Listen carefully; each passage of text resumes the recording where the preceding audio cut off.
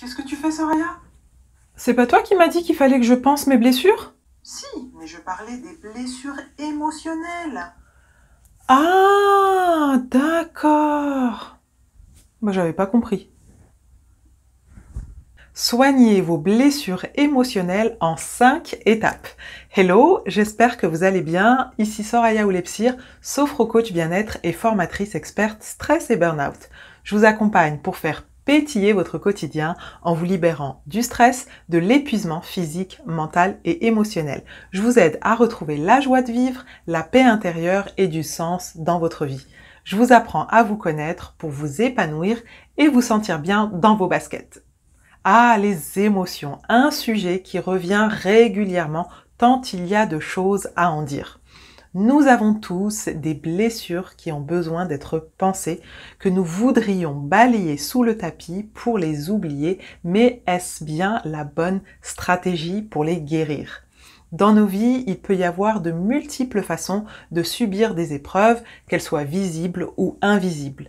Les problèmes familiaux, le harcèlement, la discrimination, le poids des traditions, le sexisme, mais aussi des blessures qui remontent à l'enfance liées à notre éducation ou à l'environnement dans lequel nous avons grandi. Ces blessures nous laissent des cicatrices qu'il est important de soigner si nous souhaitons en guérir et c'est ce que je vous propose de faire au travers de cette vidéo, alors restez avec moi. Si vous découvrez cette chaîne pour la première fois, bienvenue, je vous invite à vous abonner, à activer la petite cloche pour recevoir en priorité mes vidéos. Vous pouvez évaluer votre niveau de stress à l'aide du quiz dont vous trouverez le lien dans le descriptif sous cette vidéo. Et pour plus de contenu, rejoignez-moi sur mon compte Instagram Soraya Oulepsir. S'il y a bien une erreur que nous sommes tous tentés de faire, c'est d'essayer d'oublier nos blessures afin d'éviter de souffrir et d'affronter les problèmes en fermant notre cœur et en se voilant la face, pensant que le temps nous guérira. Or, ce n'est pas la bonne stratégie à adopter, car plus vous allez fuir le problème, plus il finit par envahir vos pensées et à contrôler vos vies. C'est finalement une perte de temps, puisque l'énergie dépensée à essayer d'oublier pourrait vous servir à penser vos blessures. La guérison nécessite un processus de changement minutieux qui commence par la compréhension que vos blessures vous ont changé à tout jamais et que la guérison ne vous renvoie pas dans le passé mais vous construit de façon plus éclairée en vous rendant plus forte et meilleure pour l'avenir. Il existe une multitude de thérapies qui permettent de soigner vos blessures émotionnelles avec différentes techniques qui visent à soulager la douleur en améliorant vos schémas de comportement et de pensée afin qu'un changement s'opère petit à petit, comme la sophrologie par exemple. Seulement, rien de tout cela n'est possible si vous n'avez pas l'envie et la volonté de vous libérer de vos blessures. Beaucoup de personnes ont tendance à retenir leurs larmes, à devenir hyperactives pour fuir la réalité de la souffrance en s'occupant constamment l'esprit afin de ne pas penser à la douleur et éviter ainsi de ressentir la souffrance. C'est un mode de survie qui peut s'avérer très efficace pour enfouir des douleurs profondes et se créer un faux moi, un masque derrière lequel il peut sembler facile de se cacher, mais ce comportement est très nocif car porter un masque, c'est faire semblant d'être quelqu'un d'autre, ce qui est épuisant autant physiquement, mentalement qu'émotionnellement, sans compter le stress que cela engendre et qui peut mener à une souffrance encore plus grande car quoi qu'il en soit, cette plaie est toujours béante et continuera de grandir en risquant de vous plonger dans la solitude, l'anxiété, le burn-out ou encore la dépression. Et croyez-moi, je sais de quoi je parle car j'ai occulté mes blessures et porté un masque pendant des années jusqu'au burn-out. Voici maintenant les 5 étapes pour soigner vos blessures émotionnelles. La première étape est de prendre conscience de ce que vous ressentez. Accueillez avec bienveillance et sans jugement vos émotions et prenez le temps de les écrire. Écrire, c'est la meilleure façon de conscientiser les choses.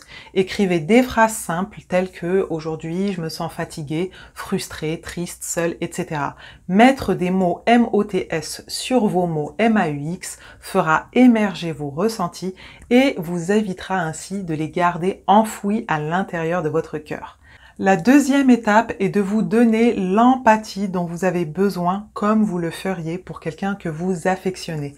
Avoir de la compassion pour vous-même est aussi une façon de conscientiser et de rendre la douleur visible et surtout de comprendre qu'il est nécessaire de la soulager. Personne ne peut ni ne devrait s'inquiéter de vos blessures à votre place. La troisième étape est d'éviter à tout prix la dépendance. Ce que je vais vous dire pique un peu, mais il arrive que des personnes se victimisent et se complaisent dans leur mal-être parce que c'est plus facile de rester enfermé dans sa bulle que de faire face à la situation. Mais ce comportement ne fait que vous isoler davantage et vous fait sombrer un peu plus chaque jour. Vous êtes la seule personne à pouvoir décider d'aller mieux, même si vous pourriez avoir besoin de l'aide d'un professionnel pour y parvenir. Il est important de comprendre et d'accepter que vous ne méritez pas d'être une victime de votre douleur et que la décision d'aller mieux vous appartient. C'est uniquement en enclenchant le désir de mieux être et en faisant quelques petites actions que vous pourrez vous en sortir. La quatrième étape est d'en parler à vos proches pour avoir du soutien. Lorsque nous allons mal, on va avoir tendance à nous isoler afin d'éviter d'ennuyer notre entourage, mais aussi parce que nous avons honte de notre situation.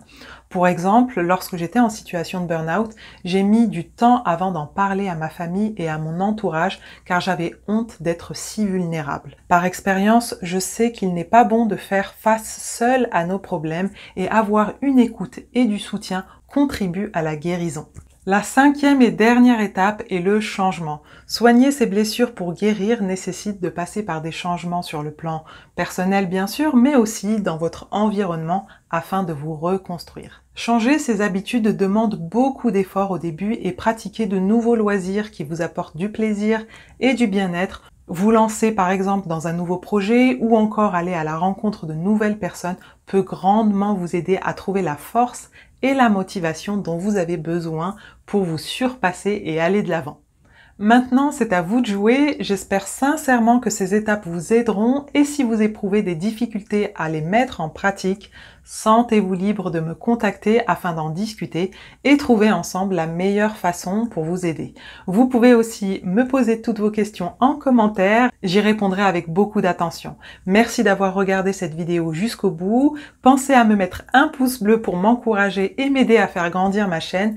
Et si ce n'est pas déjà fait, abonnez-vous et activez la petite cloche pour être prévenu dès que je poste une nouvelle vidéo et vous pouvez me rejoindre sur mon compte Instagram où je suis active quotidiennement. Je vous rappelle que vous trouverez le lien pour évaluer votre niveau de stress dans le descriptif sous cette vidéo. En attendant, je vous dis à très bientôt pour une nouvelle vidéo. Prenez soin de vous et n'oubliez pas qu'à l'intérieur de vous aussi se cache une femme pétillante qui mérite d'être révélée. Ciao!